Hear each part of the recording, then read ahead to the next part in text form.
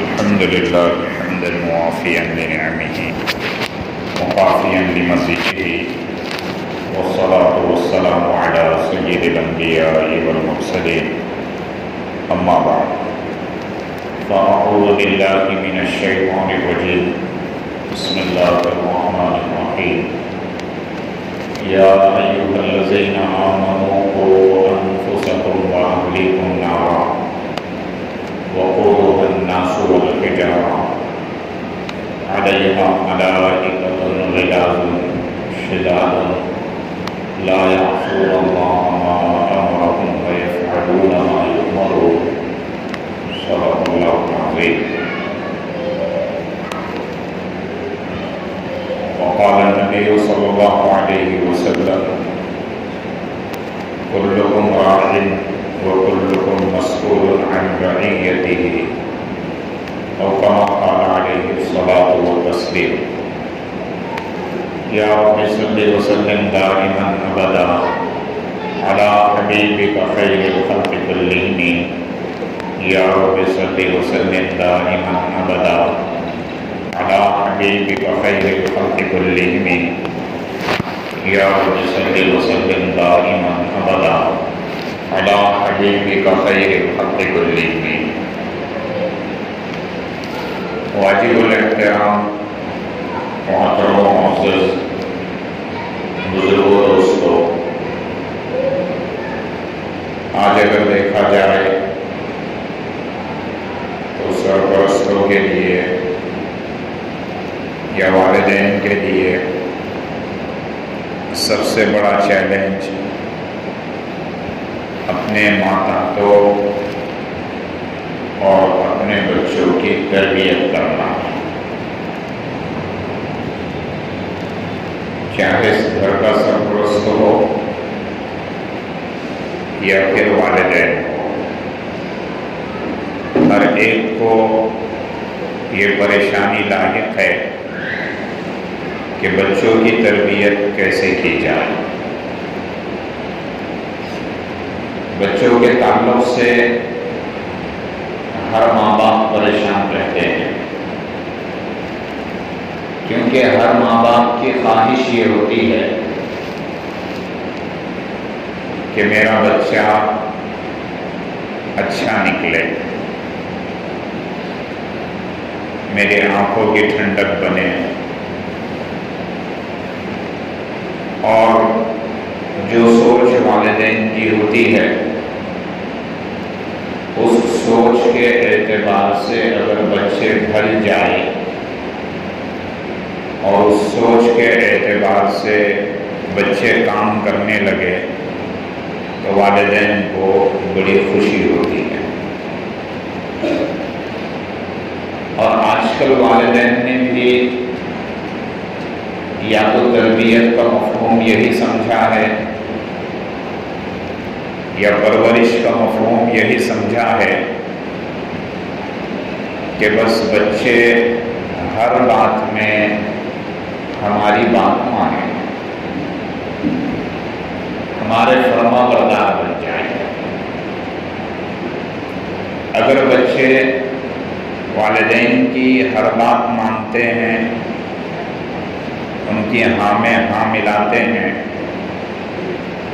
تو والدین خوش ہوتے ہیں اور ہونا بھی چاہیے، خوش ہوتے ہیں اور ہونا بھی چاہیے۔ لیکن تربیت کا جو مفہوم ہے، فرما برداری کا جو مفہوم ہے، وہ کیا ہے، والدین کو یہ بھی علم ہونا چاہیے۔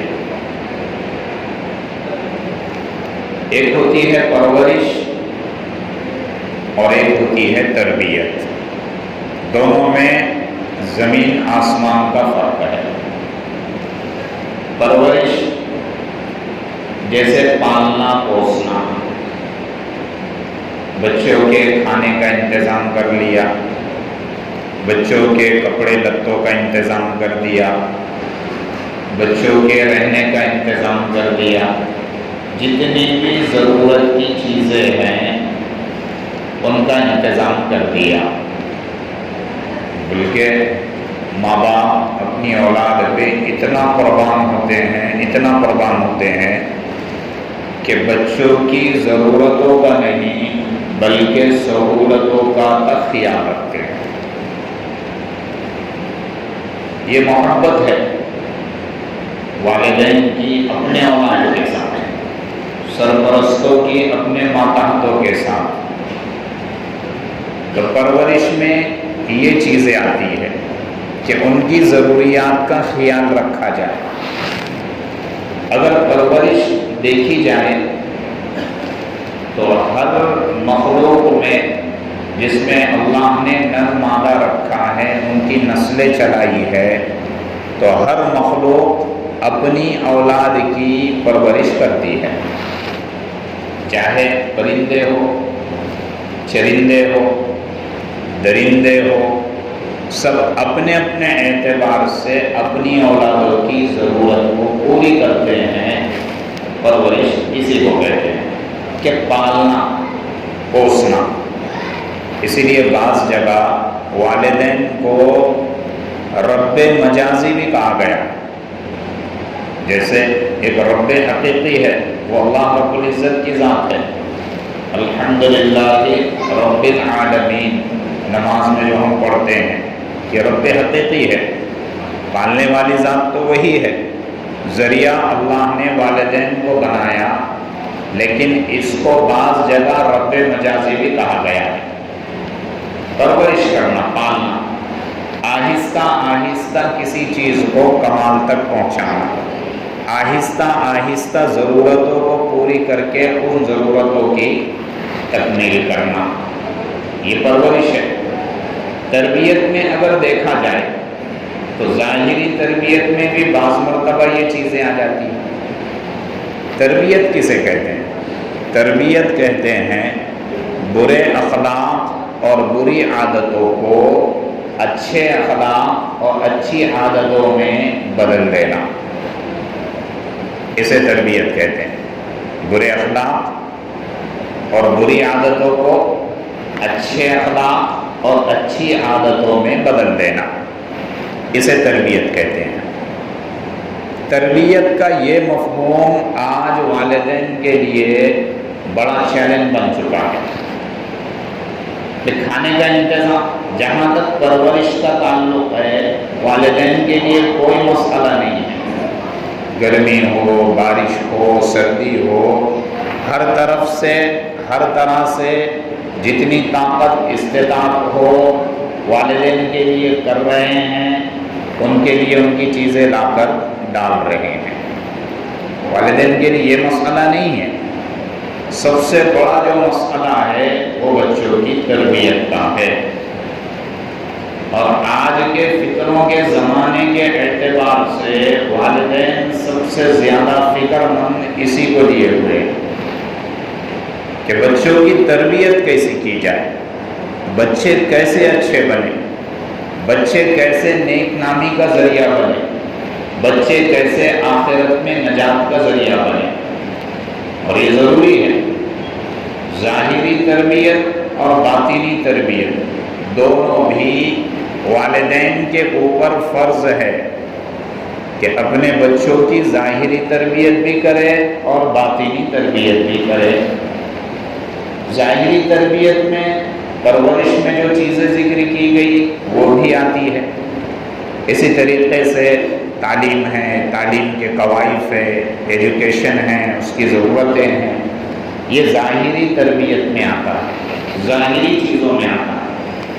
باطنی تربیت کیا ہے؟ باطنی تربیت عقیدے کو درست کرنا، اعمال کو درست کرنا، نیک طبیعت بنانا، نیک طینت بنانا، پاکیزہ اور باحیا اپنی اولاد کو بنانا، یہ ہے باطنی تربیت۔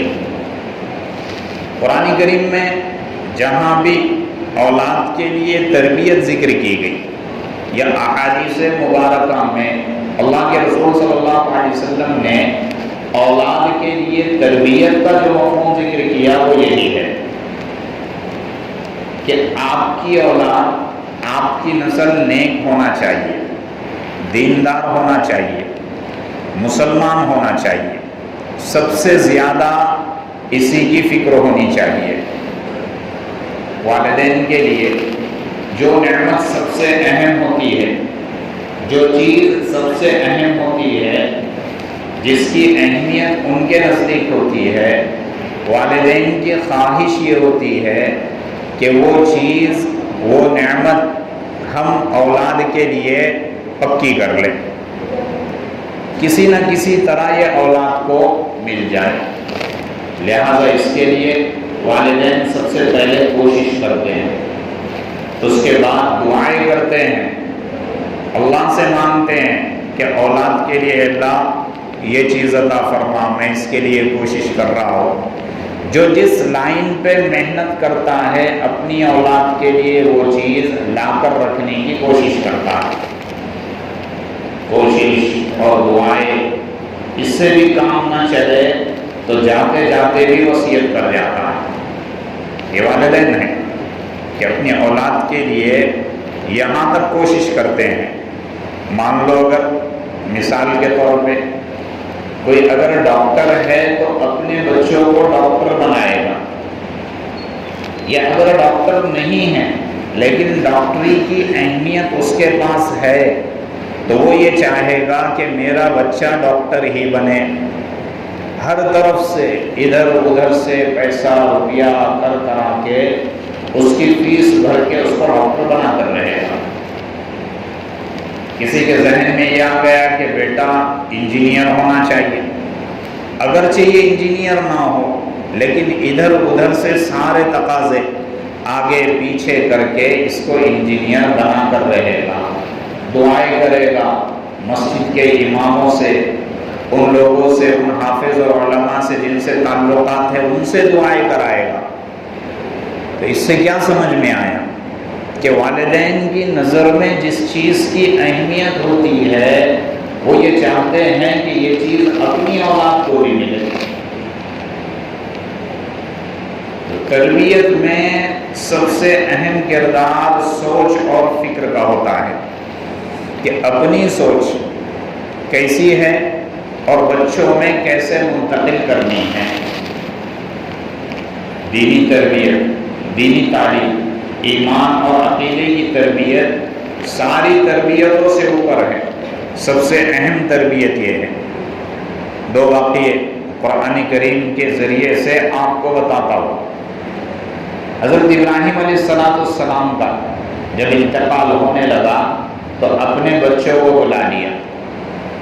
حضرت یعقوب علیہ السلام بھی تھے، حضرت اسحاق بھی تھے، حضرت اسماعیل وغیرہ بھی تھے۔ تو سب سے پہلا سوال جاتے جاتے یہ کیا کہ میرے بعد تم کس کی عبادت کرو گے؟ بتا دیا کہ تربیت کا سب سے پہلا مفہوم اپنے بچوں کو دین پر قائم رکھنا ہے۔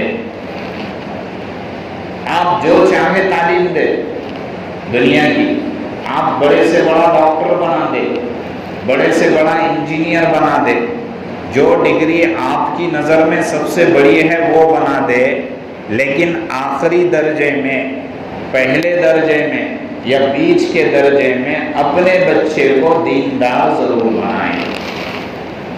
یہ ہے تربیت۔ نبی کا مشن تو یہی ہوتا ہے کہ بھئی مجھے جو نبوت ملی، مجھے جو دینداری ملی، وہ کیسے میری نسلوں میں چلے، یہ فکر ہوتی ہے۔ اس لیے حضرت ابراہیم علیہ السلام نے سب سے پہلا سوال یہی کیا، میرے جانے کے بعد تم کس کی عبادت کرو گے، کس کے عقیدے پہ قائم رہو گے؟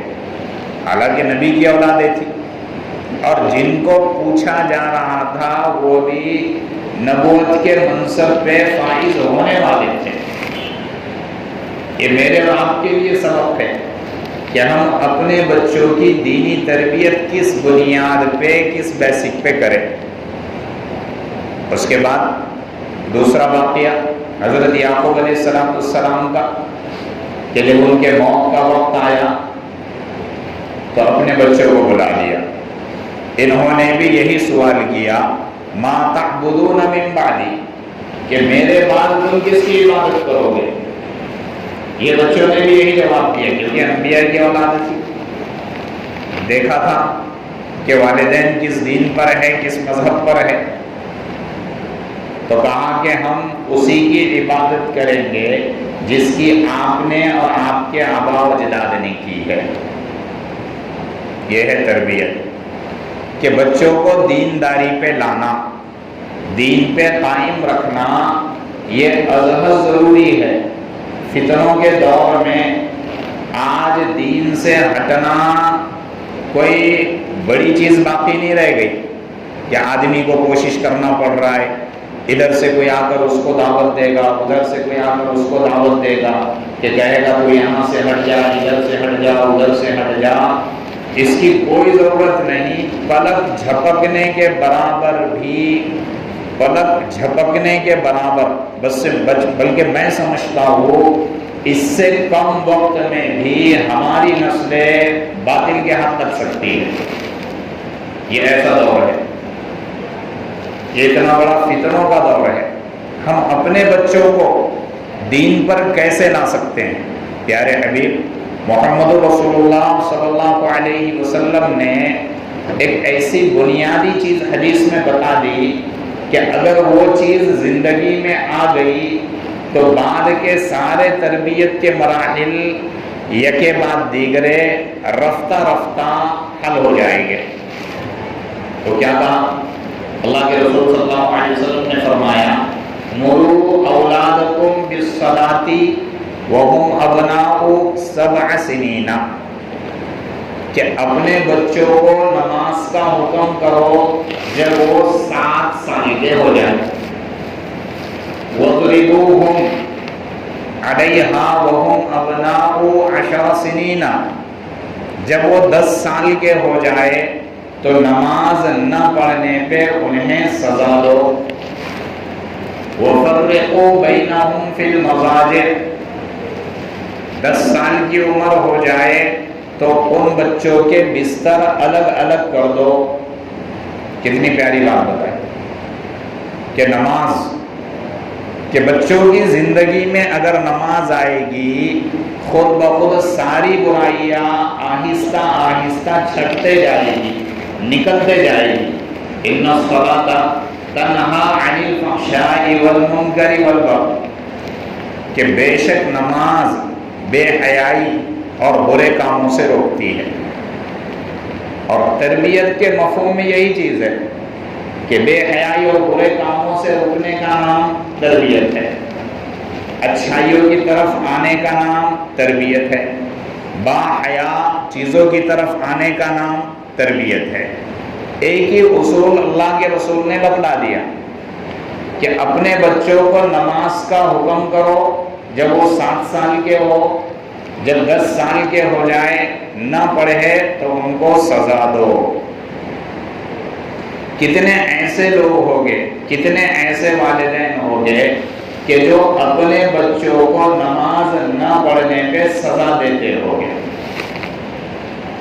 میں سمجھتا ہوں بہت کم والدین ہوگے۔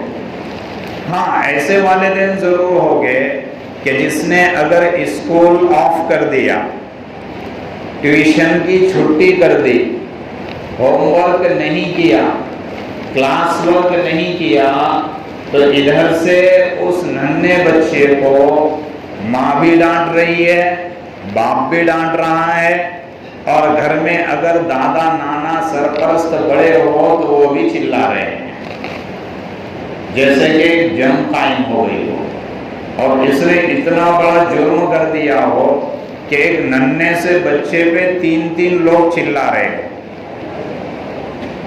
اس پہ ضرور چڑھیں گے، اس پہ ضرور غصہ کریں گے۔ بچہ اگر گھر میں بیٹھا ہوا ہے، 15 سال 16 سال 20 سال کا ہو گیا، گھر میں اگر بیٹھا ہے، دن بھر موبائل میں ہے، ایک نماز کی فکر نہیں، راتیں پوری موبائل میں، دن بستر میں، لیکن کبھی یہ توفیق نہیں ہوئی سزا دینے کی کہ 5 نمازیں 24 گھنٹے میں نکل گئے زندگی سے، کوئی نہیں کہے گا۔ ہاں یہ ضرور کہیں گے کہ رکامہ بیٹھا ہوا ہے، کام پہ نہیں جاتا، کہیں پہ کام دھام دیکھ لے، کہیں پہ کچھ کر لے، اس کی فکر ضرور ہوگی۔ اللہ کے رسول صلی اللہ علیہ وسلم نے کتنا تربیت کا پیارا اصول بتایا کہ اپنے بچوں میں نماز کو پیدا کر دو، خود بخود بچے کی تربیت ہونا شروع ہو جائے گی۔ کوئی ادھر ادھر اسکلز لینے کی ضرورت نہیں کہ بچوں کے کیریکٹر کیسے سدھرے، بچہ کیسا لائن پہ آئے، کوئی اس کے ٹیوشنز لگانے کی ضرورت نہیں کہ بچے کی تربیت کیسے ہو۔ پیارے حبیب محمد رسول اللہ صلی اللہ علیہ وسلم نے اتنا پیارا اصول بتایا کہ اگر میں اور آپ اپنے بچوں کی زندگی میں اس اصول کو راسخ کر دے، بٹھا دے اور یہ بتا دے کہ چاہے کچھ بھی ہو جائے، غمی کا موقع ہو، خوشی کا موقع ہو، سردی ہو، گرمی ہو، بارش ہو، سفر میں ہو، حضر میں ہو، تجھے نماز نہیں چھوڑنا ہے، نہیں چھوڑنا ہے۔ دیکھو پھر بچوں کی تربیت کیسے ہوتی ہے، بچوں کی زندگی میں انقلاب کیسے آتا، یہ دیکھ لو۔ اللہ کے رسول نے فرمایا اسی حدیث میں فرقوا بینہم فی المضاجع کہا کہ 10 سال کے اگر بچے ہو جائے، سگے بھائی کیوں نہ ہو، دونوں کا بستر الگ الگ کر دو۔ ایسا نہیں کہ ایک بستر پہ 2 تکیے ہو کہ بستر الگ ہو جائے۔ یہ بڑی دور رس اللہ کے رسول نے بات بتائی، قیامت تک آنے والے کے لیے یہ اصول اور ضابطہ ہے۔ میرے اور آپ کے ذہن میں یہ بات آئیں گی، بچے ہی تو ہے، سگے بھائی تو ہے، سگی بہنیں تو ہے، سگے بھائی بہن تو ہے، لیکن اللہ کے رسول صلی اللہ علیہ وسلم نے ایک ایسا تربیتی اصول بتایا کہ بے حیائی کا دروازہ کھلنے سے پہلے بند کر دیا۔ تو یہ ہے اولاد کی تربیت کہ اس اصول کو لے کے، اس ضابطے کو لے کے اگر ہم اولاد کی تربیت کرنا چاہیں گے تو پھر اللہ رب العزت کی بھی مدد آئے گی۔ تو بہت بڑا چیلنج ہے آج کہ ہم اپنی اولاد کو کیسے سنواریں، ہم اپنی اولاد کی تربیت کیسے کریں۔ ہم نے اولادوں کی دنیا، ہماری نسلوں کی دنیا بنانے کی بہت فکر کی، کم از کم ان کے دینداری کی فکر کر لے تاکہ کل قیامت کے دن یہ اولاد، کل قیامت کے دن یہ نسلیں ہمارا گریبان نہ پکڑ لے اللہ کے سامنے، فرشتوں کے سامنے، کہ یہ ہمارا باپ تھا، یہ ہماری ماں تھی، یہ ہمارا دادا تھا، یہ ہمارا نانا تھا، اس نے زندگی میں ہم کو نماز کا نہیں بولا، اس نے زندگی میں ہم کو کوئی نصیحت نہیں کی، اس نے زندگی میں ہم کو کوئی خیر کی بات نہیں بتائی۔ تو اس وقت کیا رسوائی ہوگی۔ اللہ ہم سب کی ان ساری رسوائیوں سے اور ان ساری چیزوں سے حفاظت فرمائے، اور ہماری نسلوں کو، ہماری اولادوں کو جو اللہ کے رسول صلی اللہ علیہ وسلم کی سیرت طیبہ سے مقصود ہے، ویسی سیرت اور ویسی زندگی عطا فرمائے۔